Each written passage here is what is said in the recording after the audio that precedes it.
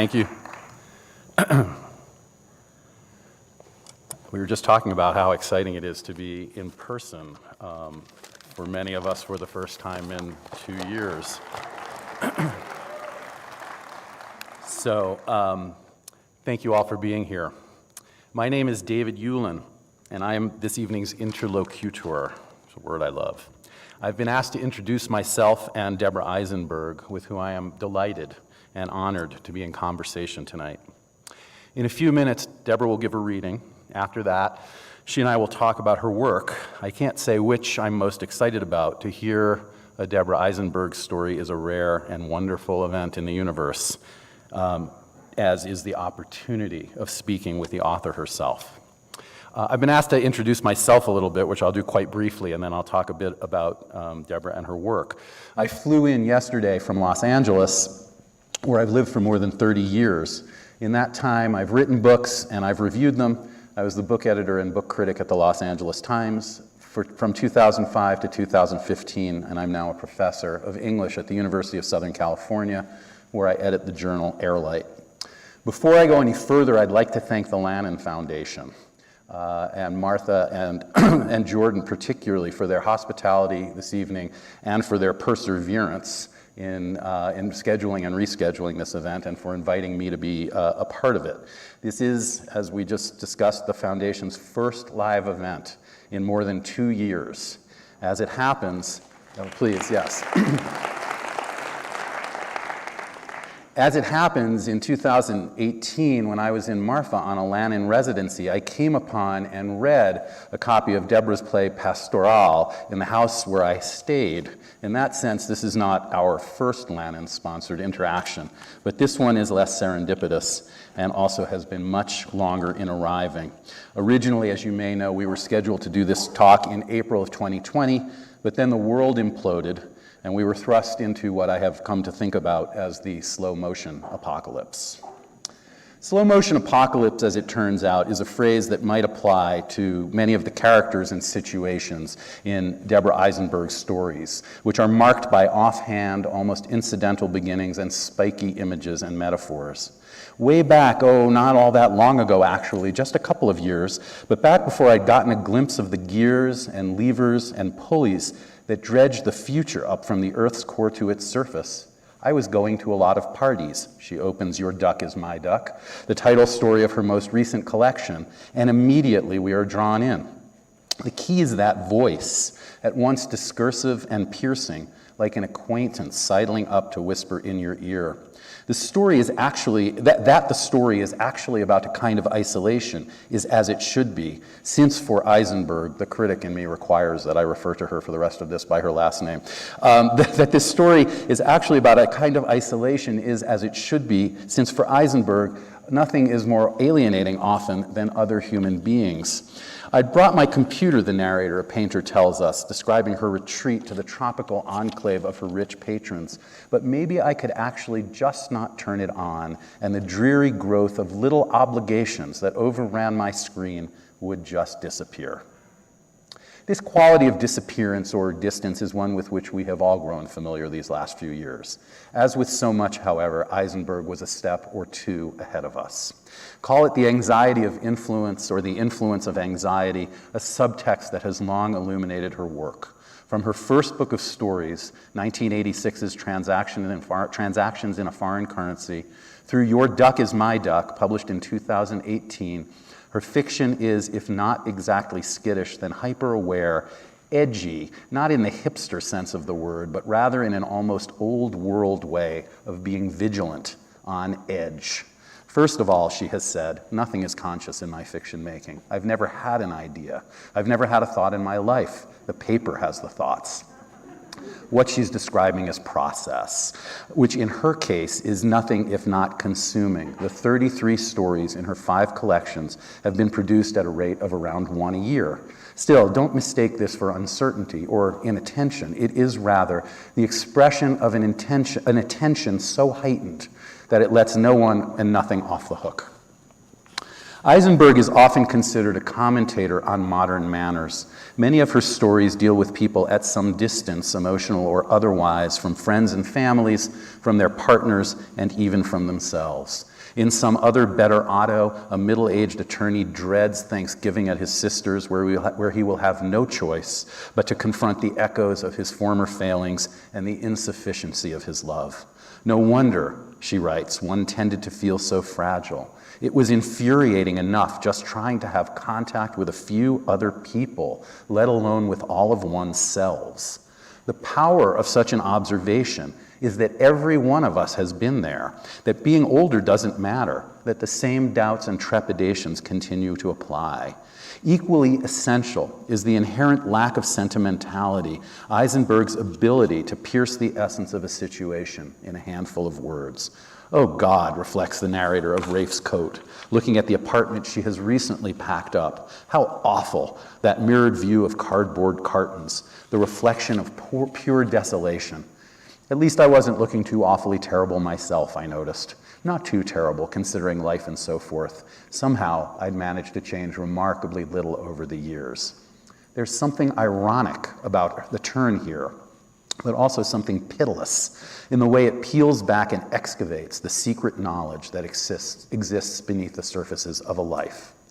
And yet, if many Eisenberg characters are displaced or disconnected, know thyself, as Goethe wrote, if I knew myself, I'd run away.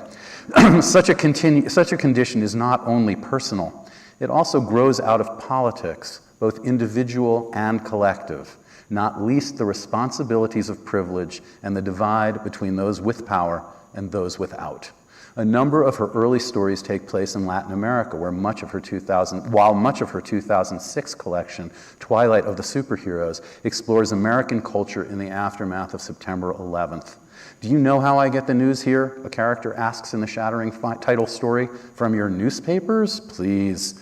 From your newspapers, I learn what restaurants have opened. News I learn in taxis from the drivers.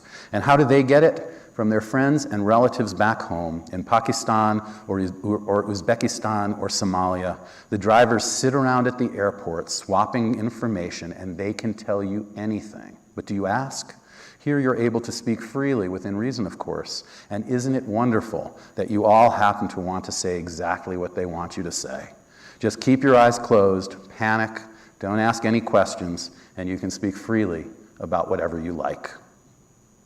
We live now, of course, in a different kind of stifled landscape where even science has been politicized.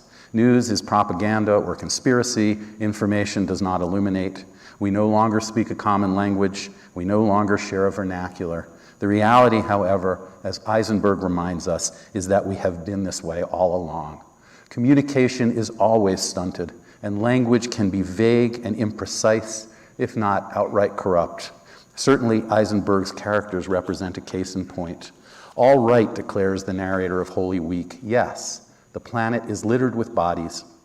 No one's going to dispute that, and the bodies are surrounded by clues. But what those clues mean and where they point, well, that's something else altogether, isn't it?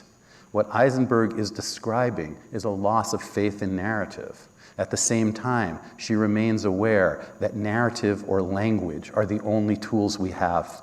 How necessary, then, that even as the people in her stories deceive themselves, Eisenberg remains fully attuned to who they are. Deborah Eisenberg is going to read a story, and then after that, she and I will be in conversation about her work. So again, I'd like to thank you all so much for your attention and for being here at this first live Lannan event in 2 years. And please welcome Deborah Eisenberg.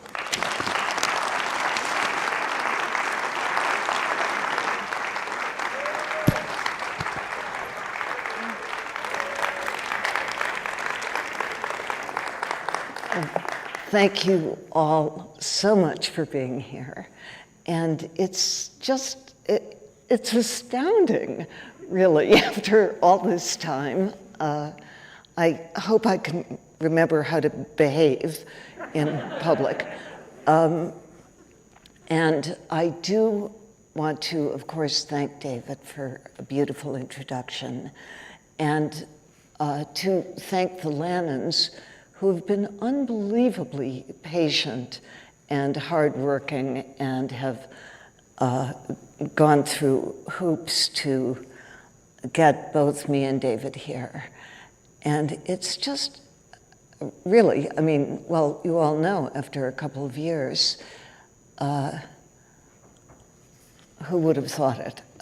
It's great. So I have to tell you very honestly, it's always very difficult for me to find something appropriate to read or possible to read, because although I write short stories, they're very, very long, and they're also very woven.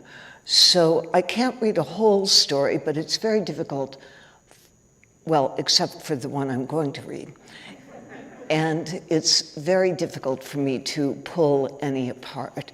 Therefore, I have settled to read on my most recently written story, which was written quite a long time ago, but it's my most recently finished. And it is shorter and more linear than my other stories. I'd love to read you something that's characteristic of my writing, but there is nothing that I've ever written that's characteristic of my writing. So I will read you this story, and I want to just tell you a few things about it so that you don't have to stop and think while you're listening.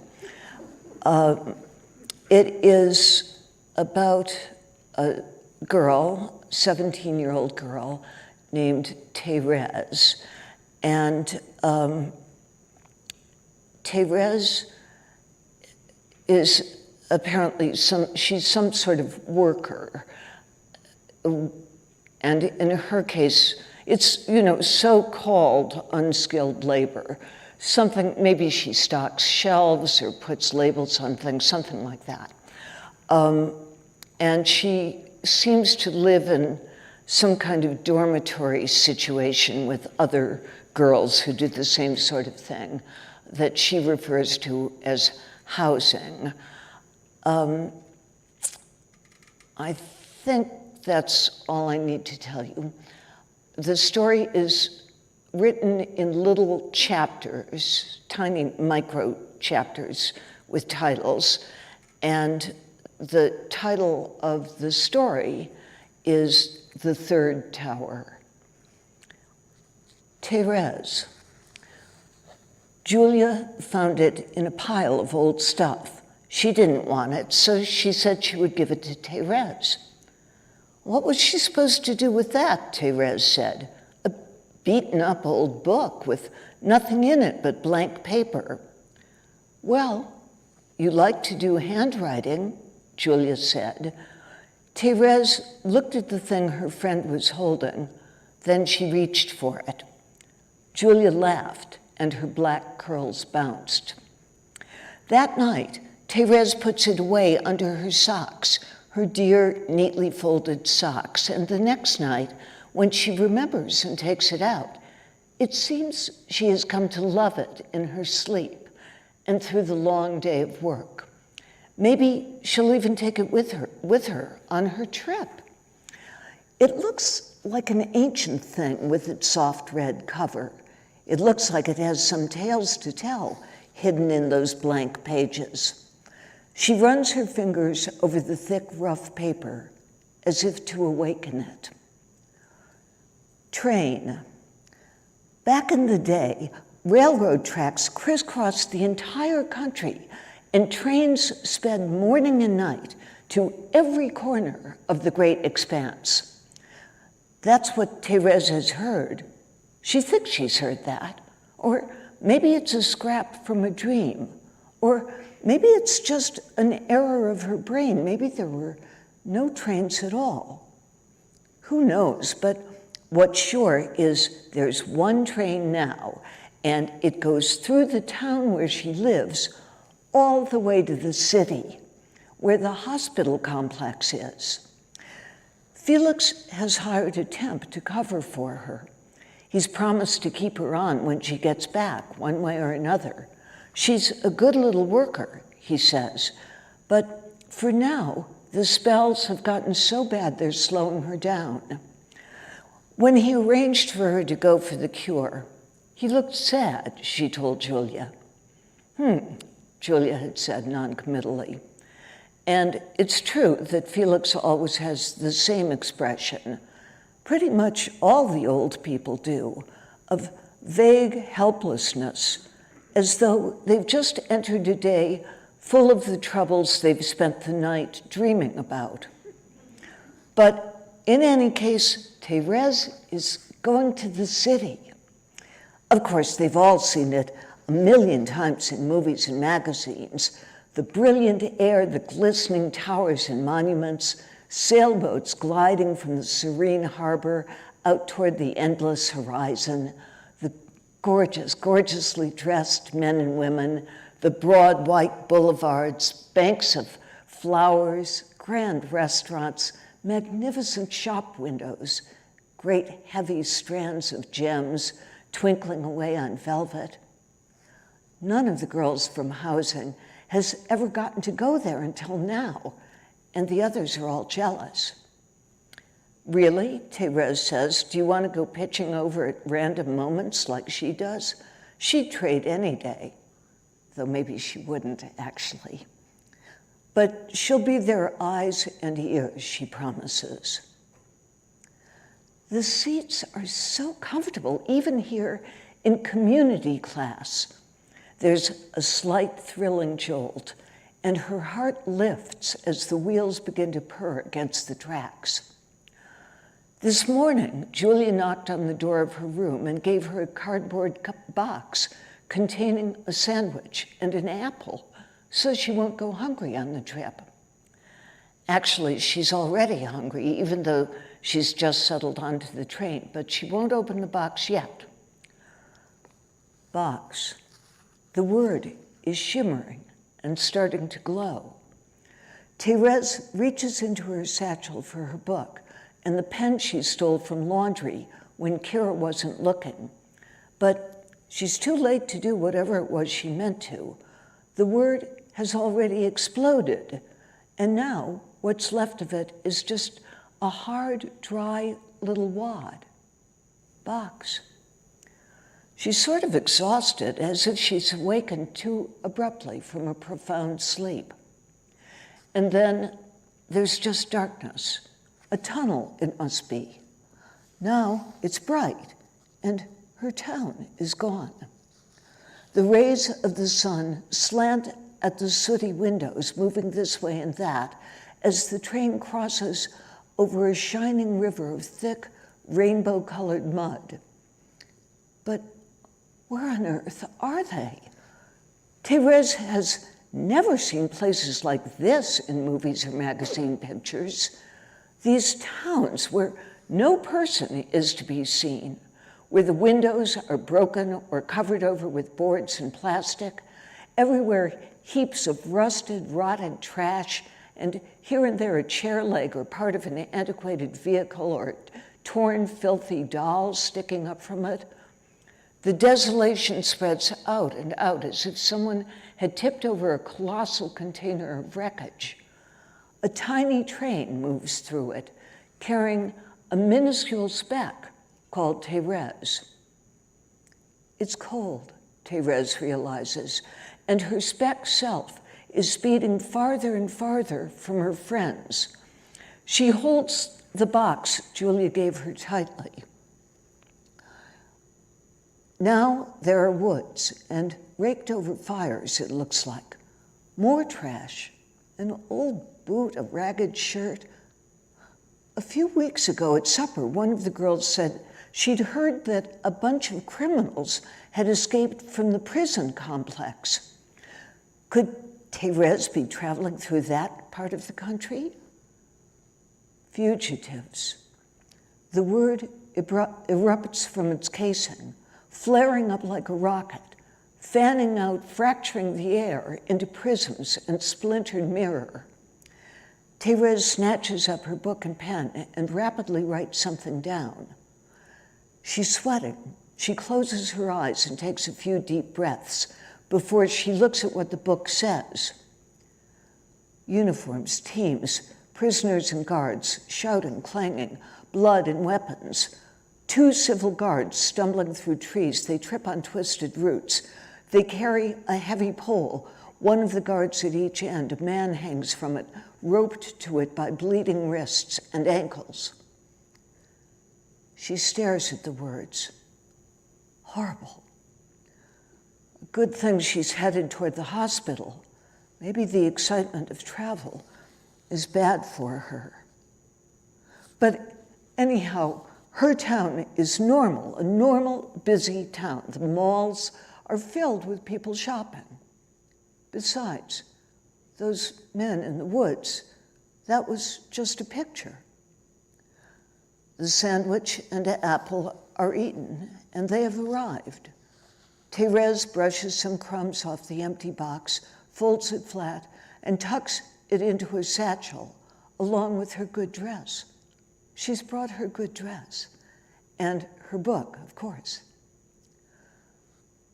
Doctor. Patient T17-05, female, 17 years, 8 months, worker, intelligence average, height, weight, appearance, ditto. Word stabilization reflex far below average. Mental crowding or smearing. Excess liquidity of intellection. Fainting occasional but rare. Complaint suggests aberrant cortical activity. Diagnosis as yet uncertain.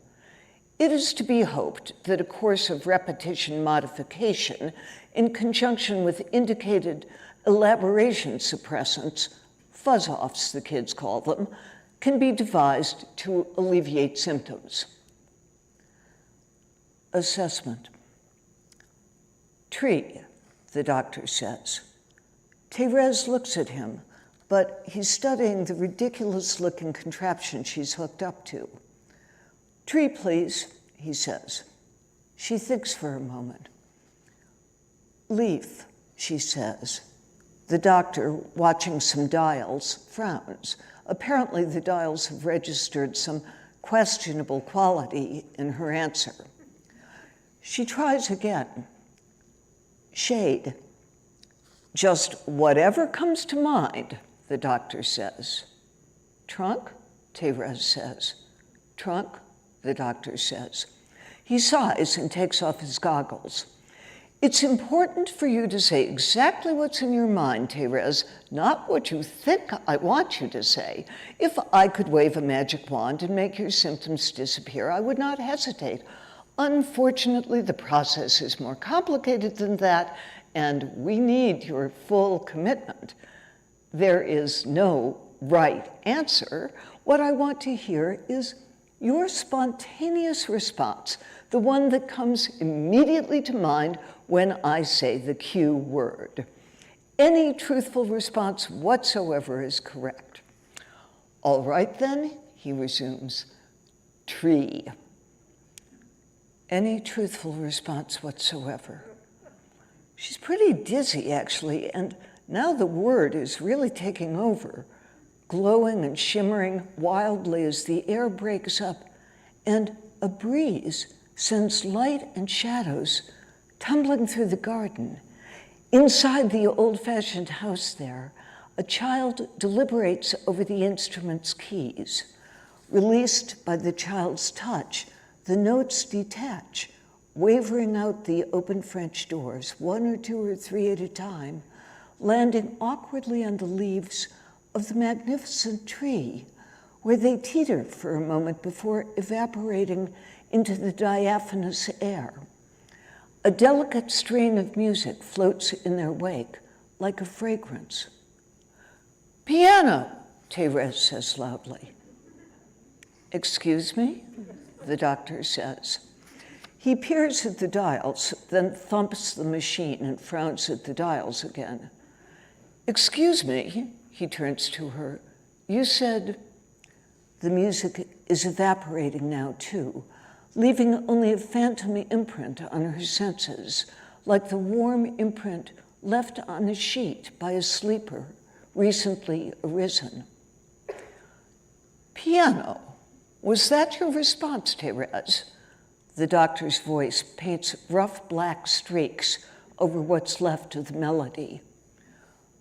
Do you play the piano, Therese? Does she play the piano, huh? How could she play the piano? She's never even seen a piano, not a real one anyhow. Oh, goodbye, garden. Goodbye, marvelous tree. Goodbye, child, whoever you are. Up the sleeper goes, rising into the day, this particular day, which assembles around Therese into the gray, somewhat dingy consulting room, where the doctor, sitting across from her, waits for an answer. Room. She has been assigned a room, 614. It has a window and a cot made up with sheets and a blanket, and a little table with a drawer in it where she puts her things. Nothing extra. They explain it's important for her to have as little sensory stimulation as possible. Nothing to set her off.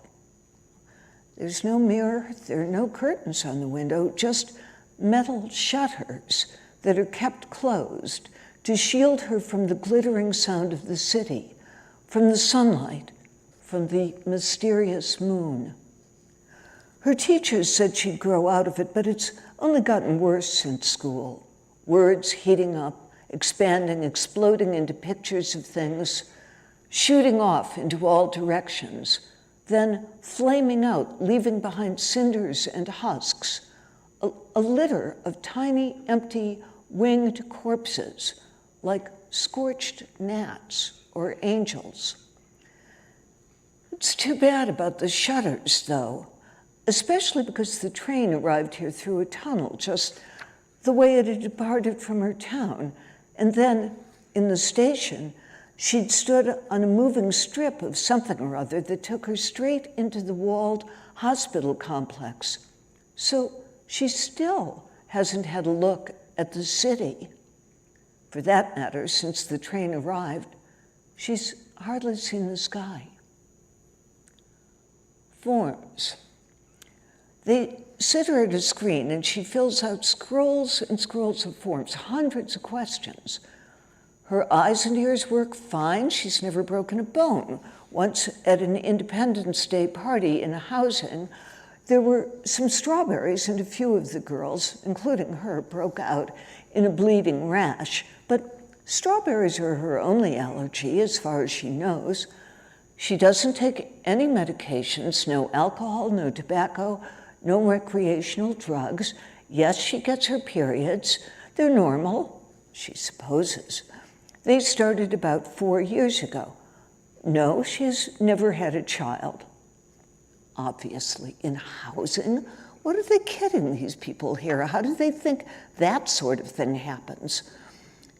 Any family history of heart problems, as far as she knows? Cancer, diabetes, Crohn's disease, Bright's disease, Kiefer's disease, degenerate diseases of the spine or the nervous systems, disorders of the lungs, liver, gallbladder. On a scale of 1 to 100, how well does she cope with stress? On a scale of 1 to 100, how anxious does she feel? Is she willing to let the clinic divulge information about her to the registry? Treatment is contingent on acceptance. Who should they call in case of emergency? Yes, who? Felix? Julia? Housing? Does she give the clinic permission to perform X sort of test, Y sort of test, Z sort of test? Then initial here, please, initial here, initial here. The doctor sits at his large desk and calls up on his screen the questionnaire she spent the morning filling out. Ah, yes, he says, what does she mean precisely by this sensation of confusion she refers to? Would she please describe it as exactly as she can? You see pictures, I believe, the doctor prompts. I believe you noted that on the forms? Sort of see, actually. What are these pictures of? Just normal things, she says. But then, for an instant, She sees the two sweating, stumbling guards and the man swinging from the pole between them, bleeding. Or of things that could be, she clarifies, things that could be happening or that could happen sometime, did happen maybe, or maybe not, something in the woods or a garden, just anything, anywhere. The doctor waits, but that's the best she can do. And words sometimes seem, he reads from the form, sometimes seem like, what does it say here? Twins? He looks at her, eyebrows raised. She feels herself blushing. Maybe not twins exactly, she says. It's like a word has the same word inside it, but the one inside's a lot bigger and with better colors and more parts. And the inside word is sort of vibrating, jostling around, trying to get out of its wrapper. So there's sort of a halo or a floppy margin. The doctor looks down at his folded hands, waiting. Tests. The hours at the clinic pass slowly. They do. The smells of antiseptics and filth. They have Therese ingest a dye so they can observe its root as it slithers through the nooks and crannies of her brain. Needles draw fluids from her into tubes. Nurses seal the tubes and put the sealed tubes into a special cupboard with flashing red lights. They roll her into a metal cylinder that explores things beneath her skin. In other rooms, technicians monitor screens. A message is transmitted to her every 5 minutes. "You're doing fine," the electronic voice says. The doctor paces. Oh, consultation. The doctor paces as he explains. "We have not yet fully ascertained the etiology of your affliction, nor have we been entirely successful thus far in isolating the full play of its tendencies. The likelihood of a culpable pathogen has almost certainly been eliminated. There is, however, a consistent constellation of characteristics, a profile, if you will, to which the manifestations of this hyperassociative state can be said to conform, though I'm happy to say that our readings indicate a low correlation with the worrisome malfeasance index that is frequently one of its most striking features. Naturally, the overwhelming bulk of the literature on the subject treats the syndrome, this susceptibility,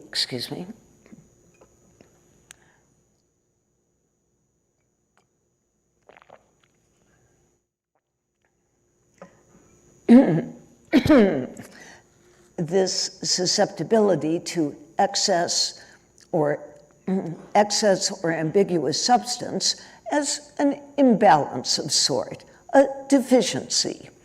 It has been thought variously to be hormonal in origin, to disclose a congenital flaw in circuitry, to reflect a failure of character, to suggest a proto-psychotic vulnerability, to indicate a degradation of autoimmune system defenses, to express the curse of Satan, or conversely, to express the gift of holiness, to result from a regional diet stripped of certain nutrients, or from any of a number of viruses contracted in childhood.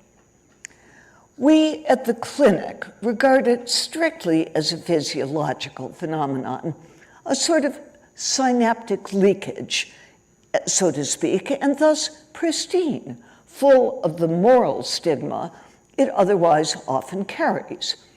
Our primary objective here, in addition to research, of course, is to help relieve the patient. This entails, as you and I have discussed, a strong motivation on the patient's part to pursue the goal of restored health. The doctor returns to his desk as he talks and shuffles through some papers. "How long do you think I'll need to stay?" she asks. He looks up, apparently surprised that she's sitting there. "Well, as I say, young lady, that depends largely on you." Rest. It's a bit chilly, and the blanket isn't really warm enough. She wraps herself up in it. She's tired from her day of tests, and they've told her to sleep because there will be more tomorrow, bright and early. But instead, she takes her book from the drawer where it's been sitting next to the box that once held the sandwich and the apple, under her soft folded satchel and her good dress. She probably isn't supposed to have it, but they haven't said that exactly. There's no rule, and she didn't ask.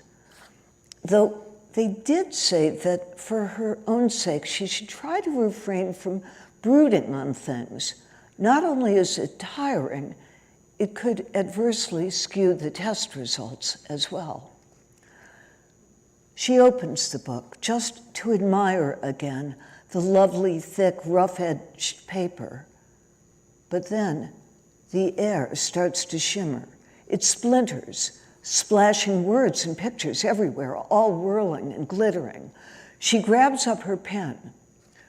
Wooden table, dim, cozy place, funny song about mouse, hands clapping in time, leaves dripping fresh, horse and buggy, blossoms, hooves, glass mountain, meadow mountain, tiny white flowers, tiny yellow star flowers, tiny pearl moon, sailing moon, sorcerer moon, watchman moon, people on white robes, little outdoor tables, little glass cups, stars, moon.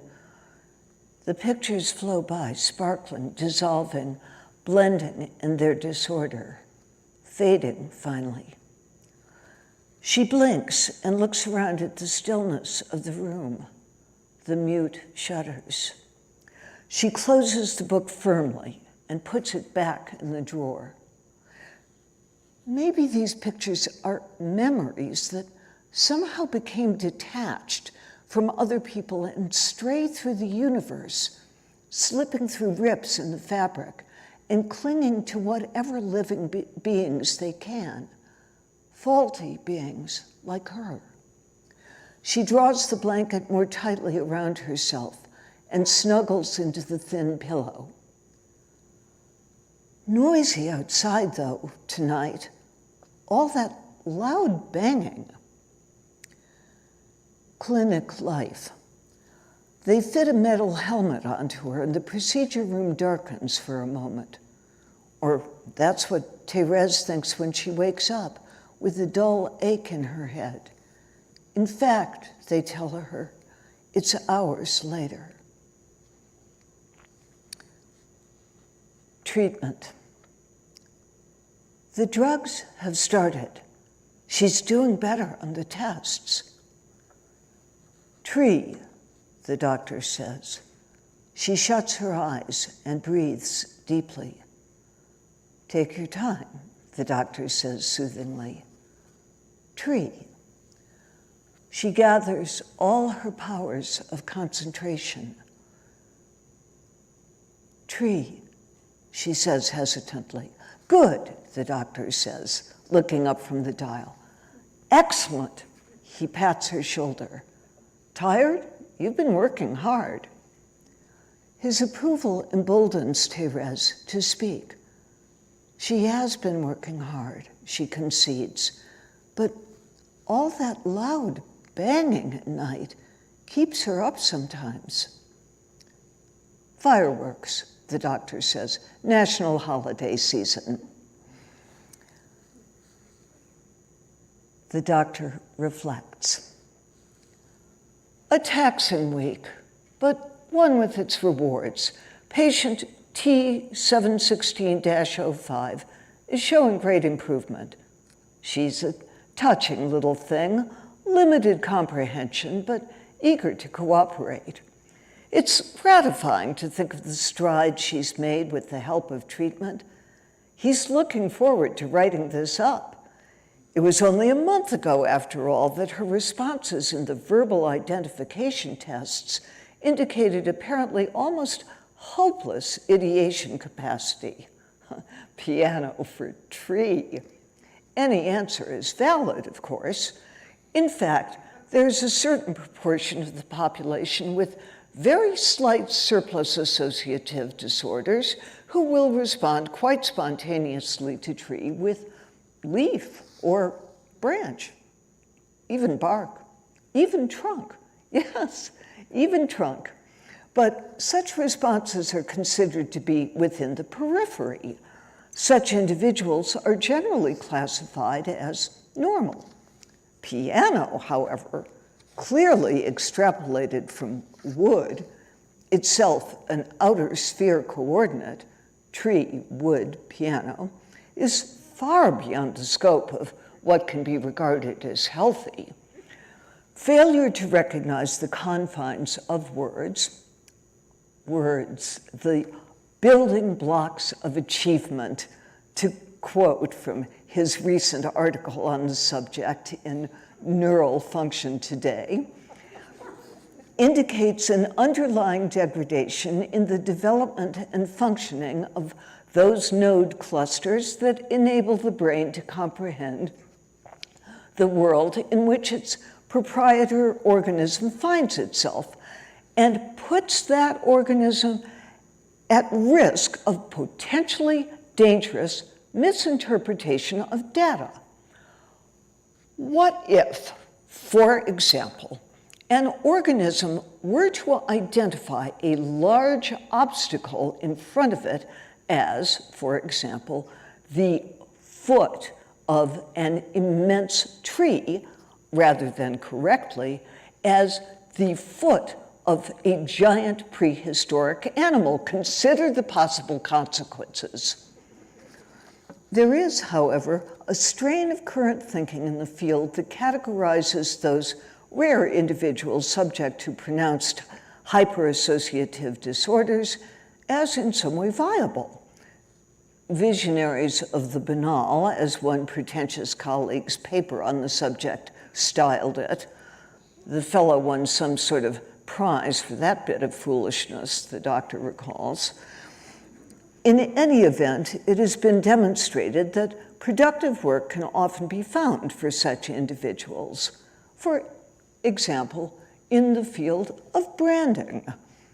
The doctor, alone in his office, chuckles, somewhat self-consciously, at the thought of a former patient whose bizarre, though fortunately curable, conviction that thousands of people were being shot as they returned to their homes at night and stood fiddling with their keys at their doors turned out to be linked to his extraordinary and ultimately very well remunerated ability to think up names for paint colors. Sunday. Thérèse wakes just before dawn, gasping for breath in the gray glass dust mist between sleeping and waking, surrounded by a static of phantoms. Can she capture some of them in her book? She starts to open the drawer where it is, but the whispering and flimmering is already winking out around her. Just as well. She's been making high scores on the tests. She daren't risk a relapse. She closes the drawer firmly and walks back and forth in her room to shake off the phantom remnants. The noise of the night's fireworks is still in her ears. The moon is there or not there, behind the metal shutters.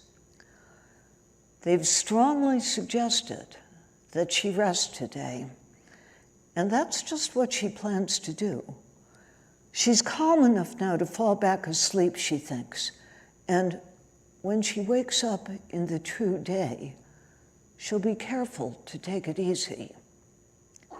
She still hasn't seen the city, though. What will she tell her friends at home? Oh, but she knows how it looks out there. They all know how it looks beyond the hospital complex, out on the broad avenues. The pealing of the bells comes faintly through the metal shutters, and when she closes her eyes, she sees the sun shining, the air all gold, and gold reflecting over the entire glorious city from the tower at its summit. Streams of people, their arms laden with aromatic leaves and sprays of flower, are coming from all the great houses and towers. Processions pour through the boulevards to worship. The women are so beautiful. Their wrists flash with jewels and their legs gleam. Their long, pale hair flows down their backs. At home, her friends bow their heads and kneel. Julia has put a pretty Sunday ribbon in her black curls.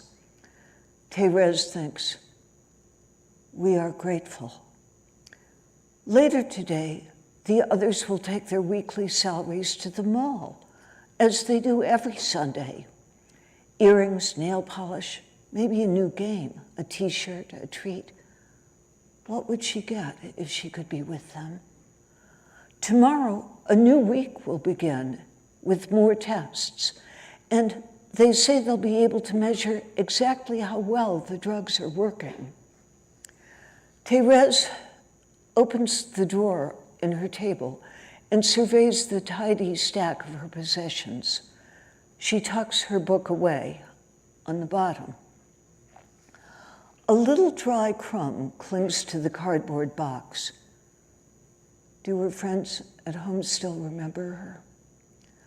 She unfolds her good dress, smoothing the soft fabric and admiring the sweet flowers printed on it. She puts it on and lies down again, falling toward sleep. Yes, she can hear the doctor's voice. Tree, he says. Tree, she says, and a peaceful sensation radiates through her as the word locks down.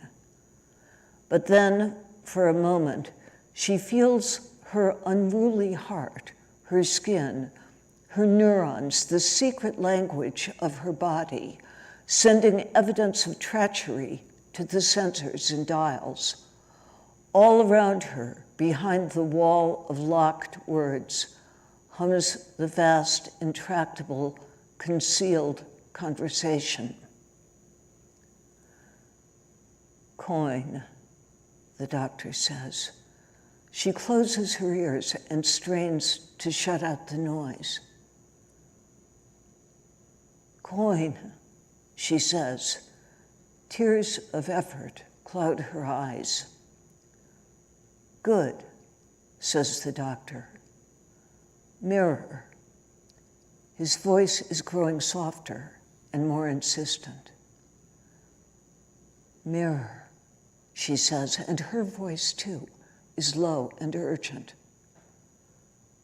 Tower, the doctor says. She takes a deep breath. Tower. Fireworks, the doctor says. In her sleep, she struggles to scream, but she cannot make a sound. Let's try that one again, please, the doctor says. Fireworks. Fireworks, she says. Moon, the doctor says.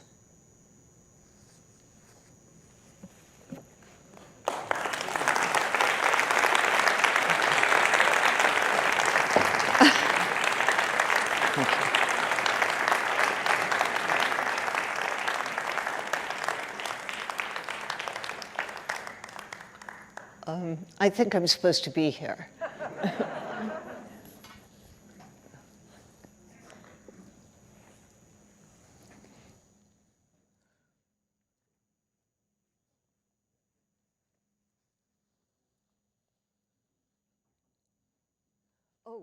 Was I supposed to do something different?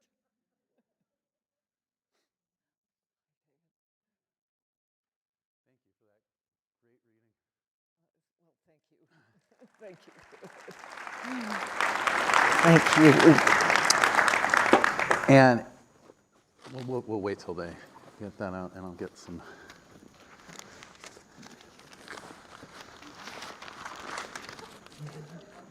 I'll withdraw some more paper from my voluminous bag. You know, I want to start by asking you about that story because. Go right ahead. Okay, because one of the things I admire about that story so much is the way that it really is a story about sort of language being corrupted or obfuscated, or the sort of insertion of external meaning onto someone's internal perception. And so I wonder, and I want to talk about that a bit in the conversation. So I wonder if we can start by talking about the kind of the genesis of that story. I've always thought of the third tower, obviously, in relation to the two towers. Exactly. And I've thought about the language in the story kind of in relation to the public language around those kind of events. And I wonder if you can talk a bit about your intentions in that piece. Well, my intentions were all retroactive or retrospective, I have to say. It is more mysterious, I would say, than most of my stories. But the genesis of it, I happen to remember uniquely. I was actually having a conversation with my friend Brenda, and I remember saying to Brenda, this must have been around 2016, you know, somebody should write something called The Third Tower. And always dangerous for a writer to say that. you know, a lot of time went by, and of course I never know what's going on, so maybe dozens of people had by then, but I didn't know about it, so I just thought, well, okay, I'll do it. But I didn't, and from then it goes blank, as you know, I never remember how I wrote anything really. It's very common, I understand, among fiction writers. But it was, in many ways, a real struggle for me because it's the most unnaturalistic story that I've ever written. So I was out, and I had no interest in writing anything that was science fiction or futuristic. So I was out in an area where I had to not invent, but really ascertain the rules. And it took me a long time. Everything takes me a long time. But discarding and, no, this doesn't belong into it. Wait, that thing over there belongs in it. And you're, of course, right about the title that, well, I was thinking of the two towers and then, of course, the Trump towers.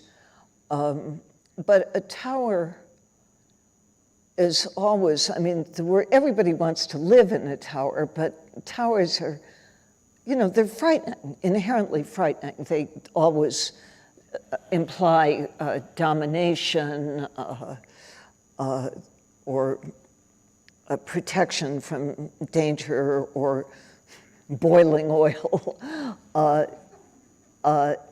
You know, they are frightening, and it's a lot to, and I don't know how it came to be exactly a story that so intimately concerns language, but it obviously requires quite a bit from the reader, which is to triangulate, or maybe just duangulate or something, between the title and this strange affliction that the girl has. And of course, the affliction is imagination and being able to use her own mind, which is, in this particular context, which to me is not a future of any sort, but sort of a parallel present.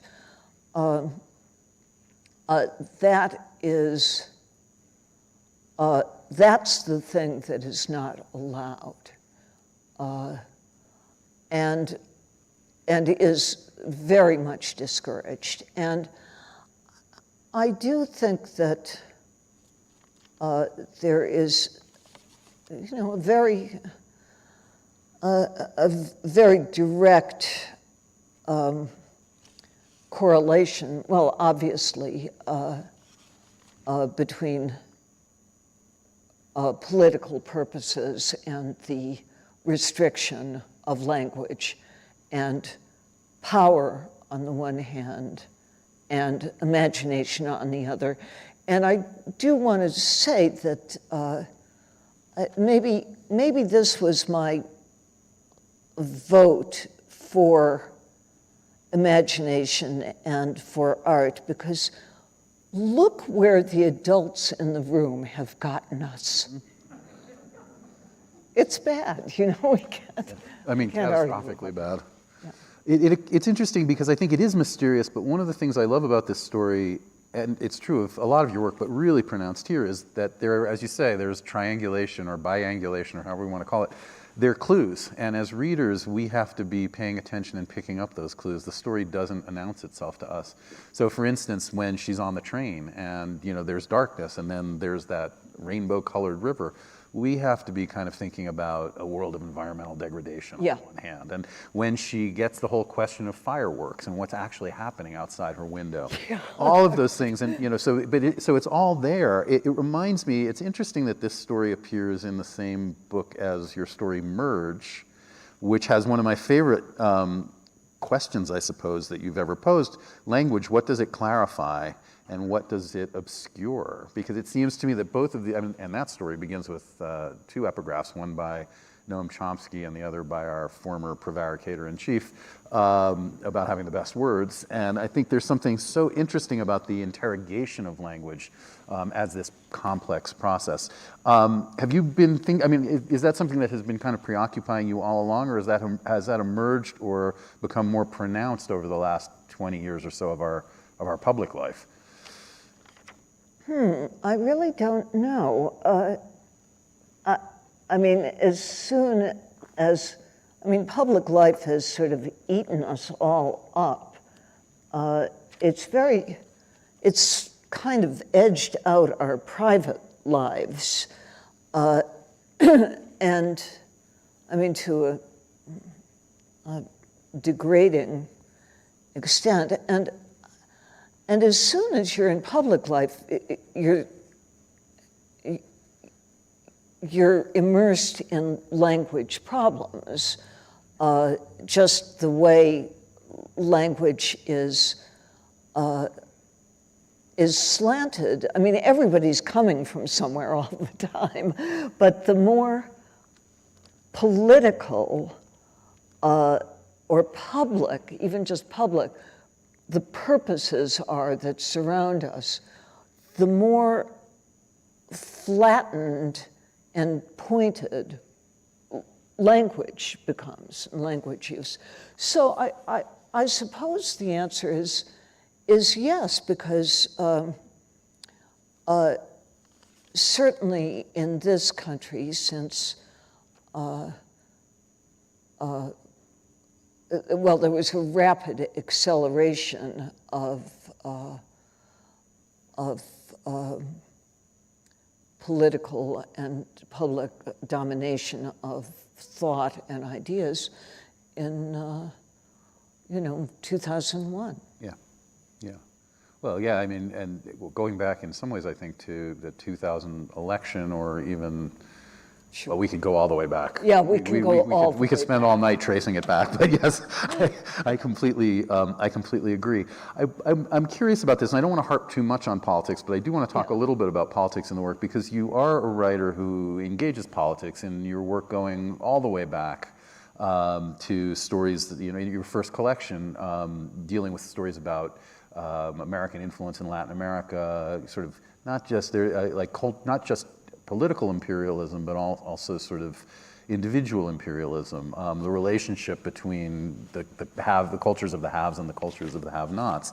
It's a commonplace that politics doesn't age well in art, but I don't agree with that, and I don't know that you do either. And I'm kind of curious for your general thoughts on sort of art as a political statement, but also art that directly reflects on political realities. How do you imagine it? How do you do it when you're sitting to write a story, let's say,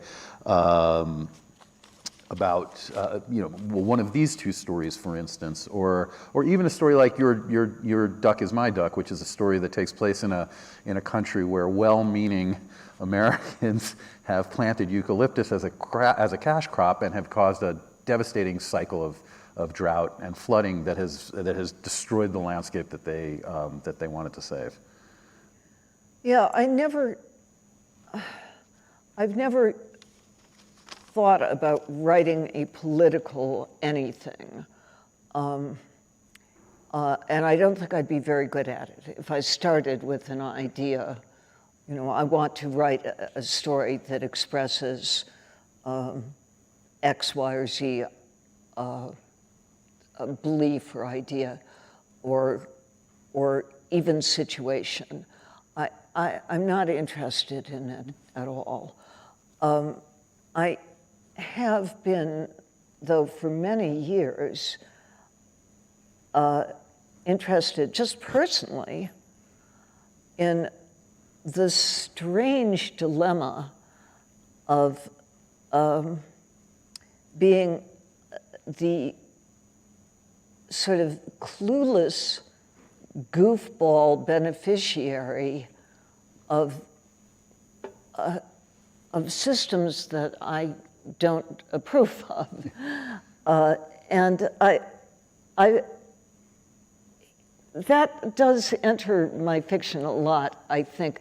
Just that tension, the play of, on the one hand, being oneself, I'm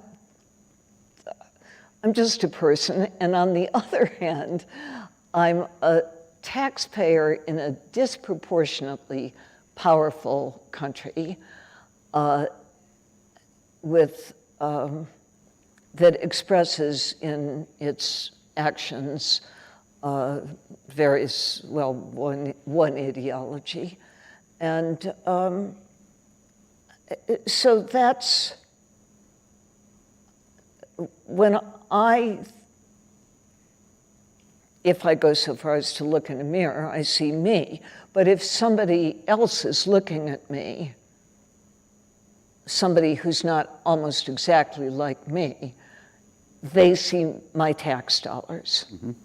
And that's always part of me. Yeah. I see that. I mean, it comes out in some sort of in domestic situations too. For instance, in The Burglar, which is a fascinating story about a party and a variety of things that get revealed. One of the most interesting aspects of that story, I think, has to deal with a character named Rue, who has been brought in by this suburban family essentially as an au pair or a nanny, but has essentially taken over both the raising of the children and the running of the house. And it becomes a kind of, as I was rereading it to prepare for this, I kept thinking of her as being kind of a client state on an individual level. That family is a kind of, and I know you didn't write it that way, but that family is operating on some level metaphorically, or the family's relationship with that character is, whatever else is going on is operating as a kind of an emblem of the larger macrocosmic situation. Yes, I once opened my mouth in some situation and said kind of grandly, all fiction is about power relations. And the person I was talking to said, what do you mean? And I had no idea, but I still think it's true. We could talk about that. I totally agree with you. And I've also, I think, as a teacher, I've often found myself saying things in class that I have no idea what they mean. And then a student will say, what are you talking about? And I'm saying, I don't know, what do you think I'm talking about?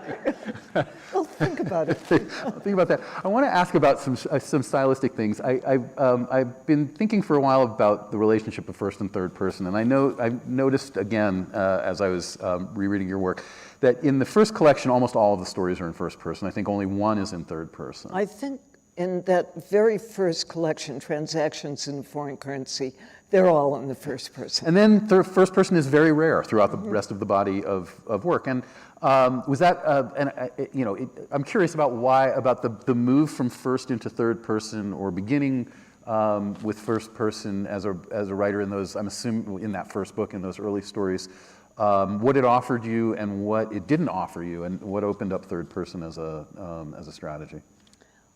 Well, I have come to believe in taking the road of least resistance as a writer. It works out best. And that book, that first book of stories, I was very, very tentative. I mean, I couldn't believe I could even hold a pencil. You know, I just couldn't believe it. So it was, there I was sort of writing, and I showed, at that time, the Ruth Chubwala, who I'm sure you, the writer Ruth Chubwala was a friend of mine, the late, wonderful Ruth Chubwala. And she kindly offered to read a few of my stories. And so I gave her my first, 3 stories. Mm-hmm. They were in first person. And she said, oh, you could write a kind of fake autobiography. And I thought, that's right, I could. And I totally misinterpreted her. For my own purposes, I sort of thought, oh, I guess I can write I can write things in the first person, which was easiest for me at that time. And so I just did. And it wasn't what she meant, but no matter. And then I kind of, I do whatever seems indicated. While I'm working, I often switch back and forth, and just find out what works best. But I sort of slightly turned against the first person just at that moment when I finished that book, because I just felt it's unfair. I'm getting a free ride here. You can get people to identify with the character, and I don't like that. I'm getting something free. I'm stealing. I don't want to do it. So I didn't for a while. Well, when you say you don't like that, do you mean you don't like the ease of it, or do you mean that you don't like having the reader identify with the character? I didn't want to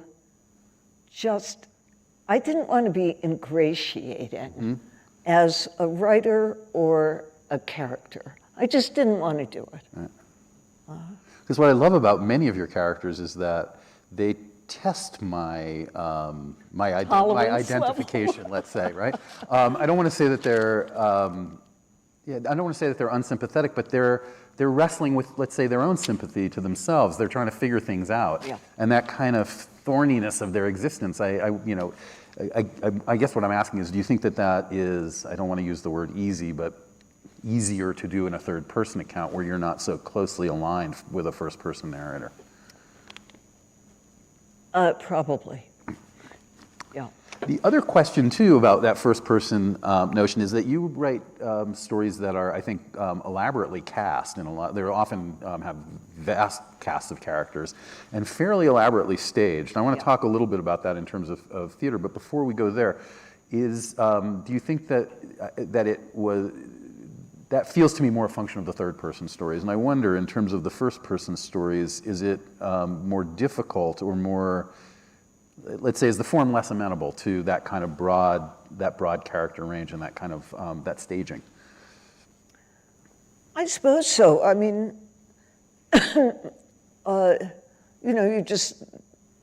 The camera's farther back if it's third person. Right. That's all. Do you think that the kind of that sort of big cast, multi-scene story. I want to ask you, you wrote the play before, or put the play out before you wrote. I read everything. Before I left here, speaking of our public conversation on social media, I said I'm leaving home for 48 hours and I'm only bringing 800 pages of reading material. But I'm curious, that play was 1982, so that's before the first collection came out. I wonder if you can talk a little bit about your history or your progress as a writer in terms of starting as a playwright or writing that play early and then moving into fiction. I know that you've had a long sort of relationship with theater and film over the course of your career as well. So what's the relationship between those two? It's just, well, the play was kind of a fluke. It was an accident. I had written my first story, which is in that first collection. Mm-hmm. And a friend of mine wanted to direct it as a reading at the Public Theater. She was given the opportunity to direct something, so she said she wanted to do that. I was sort of horrified, and I said, "Well, it's a story. It's not theater." And she said, "Well, I'd like to do it." So she did, and about 6 months later, Joe Papp called me, and he was the head of the New York Shakespeare Festival in New York, the Public Theater, and he called me and he said, "Well, I was just going through my drawer and I found your story, and I think you should write a play." And I said, "Oh, Joe, I can't write a play. How could I write a play?" And he said, "Well, I think you should write a play." And I said, "Well, I really can't write a play." And he said, "Well, I'll put you on salary for a few months to write a play." And I said, "Joe, I have a very good waitressing job, and I'm not a good waitress, and nobody is going to hire me again if I quit. So, let's just," and he said, "Listen, just drop a couple of nights a week. I'll put you on salary for those nights, and you have 5 months to write a play," or something. I said, "Oh, all right, in that case, great." So I panicked. That seems the reasonable response. Yes. And Joe kept saying, "Well, why don't you come in and show me what you're working on?" Well, I would never show anybody anything that I'm working on, never. If I'm finished, then I'll show you. If I'm not finished, I'm not going to show you. So I kept just sort of saying, "Oh, sure, I'll come in." So finally, I actually sat down and wrote a play. And it was the fastest I've ever written anything before or since. Well, there wasn't much before. And so I brought it into Joe, and he read it, and he said, "I hate this play." And he said, and Joe, I adored. I really did. And he was one of those people who loves to be generous and loves to be encouraging. And he hates not to be encouraging. He hates to be discouraging. So he was furious at me, of course, because he really hated the play. And for some reason, I was very confident about that play. I had tremendous more confidence in it than anything else I've written. And I didn't care. And the play was done. It was done, not by Joe, and it was done very well, and people liked it, and it was a very good experience. And I don't think, I'm not a playwright. But I just, if it hadn't been for that play, and if it hadn't been for Joe, I never would have kept writing. Interesting. And you had already written the first story beforehand. Only so you the were first story. So what is it? I mean, you're a committed short story writer. You've never written a novel, although as we talked about, or as you talked about, and I think I also talked about, some of the stories are long and have kind of novelistic qualities. What is it about the short story? Just shortness, I mean, compression. Compression. Yeah, I mean, frankly, David, I start with the novel and I cut. That's, you cut out all the parts that people don't want to read, right? I want to talk a bit more, a couple more questions. In your stories, and I think this comes back to the story you read in one way, that in more of a kind of the state is way, but in stories like Mermaids, for instance, people are always lying in your stories or kind of, working things. In Mermaids, for instance, a father takes his daughter and her friend, or two daughters and a friend to New York on a trip because they're doing something special, but in fact, he's disappearing to have various assignations. Yep. So I'm curious too, and I think this comes back to what we were talking about at the beginning, about language being something that both obscures, can illuminate, but also obscures. Your stories are always sort of doing both. I'm curious about that as an impetus, even in these kind of personal stories. A story like Mermaids, for instance. How did that story develop, and at what point did you know how it was going to? You say you kind of try things out and you move things around, you discard things that aren't working. At what point did you sort of know what the shape of that story was going to be, and that it was going to be about this sort of fake generosity on the father's part to take care of himself? Well, that was actually one of the very few stories where I mean, usually I don't know what I'm writing until I've finished. I mean, I've finished many, many drafts, and I think I've finished the last draft. And I don't have a title often, and I think, what is the title of this story?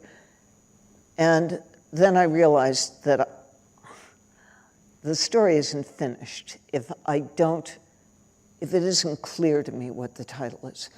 That story, I didn't have the title, but I gave myself a little assignment. And the assignment was a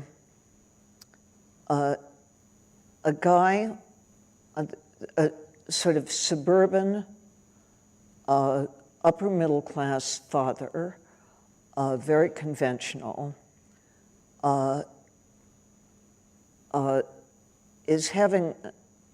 lives not in New York, lives far away, maybe in the West or Midwest, and he's having an affair with a woman in New York. He's married, he has children, he wants to see the woman. He's going to bring his daughters to New York. Well, the story really is about one of the daughters. Right. And, but that much I knew about it to start with. And also through the filter, I mean, it's a third person story, but it's through the point of view of the daughter's friends. So yes. You're getting a kind of outsider view of the family rather than the insider view of the family as well. Yeah. And I don't know why. I mean, all of it is just experimentation until something finally begins to work. Mm-hmm. Yeah, no, that makes sense. I want to ask you this, and then I want to, and then I think we can let everybody go. But one of the things I was thinking about this week too is in Twilight of the Superheroes, which is a story that revolves significantly around the collapse of the two towers, the first two towers, and the witnessing of that collapse. There's a moment at the beginning of the story, and where you write, you're writing about Y2K and how there was this expectation that everything was going, because of one tiny mistake that we had made, the entire world was going to end. And you describe that, the outcome as it was a miracle, you write, that nothing catastrophic happened at all. And it's a fascinating moment because it's this moment of hope and of redemption, but it's the prelude to a worse catastrophe. Yeah. And so I'm interested in that kind of, both I don't want to ask you about the genesis of that story exactly, but the balance in that story, that's also a story that telegraphs at a certain point way out into the future and has one of the characters kind of looking back and trying to imagine how he would explain all sorts of things to his grandchildren when that world no longer exists. I guess the question is, it feels like a juggling act on the page. There's that moment we have that moment of redemption or that moment of that miracle, and then the miracle is followed by the opposite of a miracle, and so on.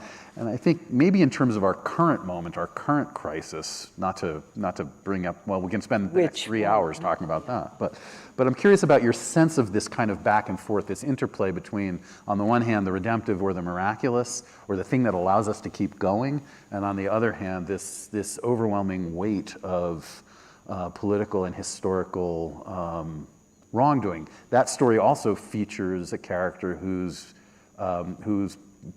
parents were hidden children during the war in Europe. So it's not that this is all happening for the first time.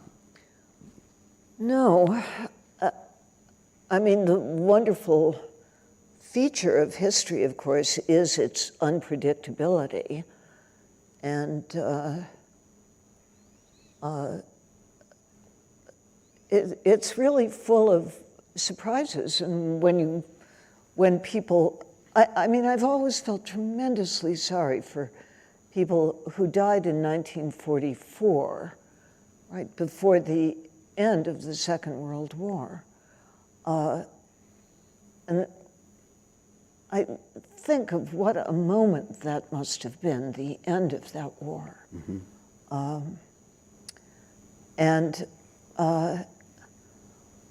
We're on a very fast track now, but we don't know where it's going. No. And yeah, of course, it's very. Of course, I'm interested in that tension and in that play. I mean, even. Well, I'm not. I'm actually not the first person in the world to observe that fortune is a wheel. Right. We just don't know. No, and of course we think about history because we only do look at it retrospectively or retroactively as inevitable in some way. But we're always living through history, and history is always getting the better of us. It's funny you said that about 1944, because I, for a period of time, was thinking about people who died in 2016 and almost envying them in a certain sense. Well, you'll have your chance. That is true. All right, I just want to see if there's anything else I want to ask you, and then I think we have covered covered this.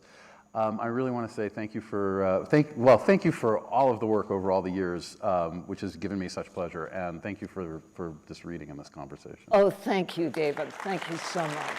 And thank you all again very much for coming.